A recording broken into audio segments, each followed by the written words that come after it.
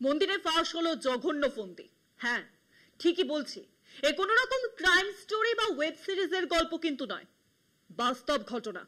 ঠিক করে বললে রক্ত আর চিৎকারে ভরা বাস্তব ঘটনা। কোথায় ঘটেছে? কর্ণাটকের এক মন্দিরে। এই জনপ্রিয় মন্দির চত্বরে 100-রও বেশি মহিলাকে কবর দেওয়া হয়েছে।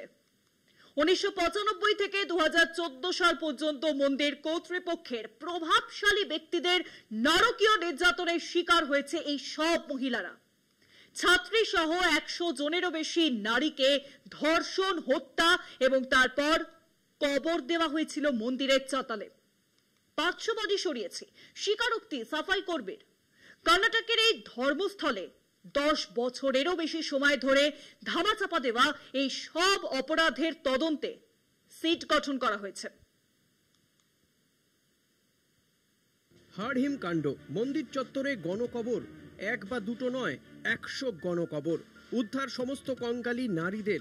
কর্ণাটকের জনপ্রিয় তীর্থস্থান ধর্মস্থলকে কেন্দ্র করে সামনে এসেছে ভয়ঙ্কর অভিযোগ। 1998 থেকে 2014 সালের মধ্যে একের পর এক ধর্ষণ, খুনের ঘটনা কর্ণাটকের দক্ষিণ কন্নড় জেলার ধর্মস্থলে। নাবালিকা, স্কুল ছাত্রী, তরুণী, কিশোরীদের অপহরণ করে যৌন নির্যাতনের পর খুন করা হতো। তারপর দেহগুলি মাটি চাপা বা আগুনে পুড়িয়ে গায়েব করে দেওয়া হতো। নিখোঁজদের পরিবারে কেউ কেউ থানায় অভিযোগ জানালেও পুলিশ কোনো কিনারা করতে পারেনি। 16 বছরের ভয়ঙ্কর সেই সব ঘটনা প্রকাশ্যে এনেছেন সেখানকার এক সাফাই কর্মী। নেত্রাবতী নদী পাড় পরিষ্কার করার দায়িত্বে ছিলেন তিনি। জঘন্য অপরাধের সঙ্গে যুক্ত থাকার আত্মগ্লানিতে জ্বলছেন ওই শৌচালয় কর্মী। শেষ পর্যন্ত তিনি বিচার ব্যবস্থার দ্বারস্থ হয়েছেন।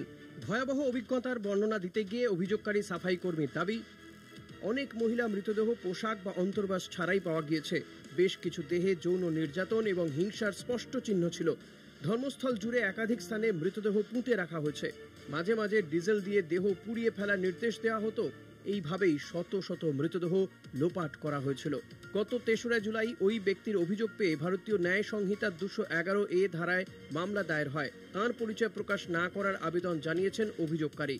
থানায় অভিযোগের পাশাপাশি সুপ্রিম কোর্টের আইনজীবী KV ধনঞ্জয়কে তার অভিযোগের একটি প্রতিলিপিও দিয়েছেন।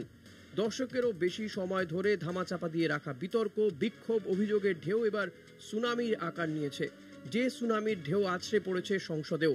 সংসদে চিঠি দিয়ে ধর্মস্থলে নারী নির্যাতন ও উদ্ধার হওয়া গণকবর নিয়ে অভিযোগ জানিয়েছেন কেরলের সাংসদ সন্তোষ কুমার। ওদিকে কর্ণাটক সরকারও ধর্মস্থল গণকবরের তদন্তে প্রণব মোহান্তির নেতৃত্বে তৈরি হয়েছে সিট। পবিত্র তীর্থস্থান আসলে কতটা অপবিত্র, এবার খুলবে সেই মুখোশ। কলকাতা টিভি।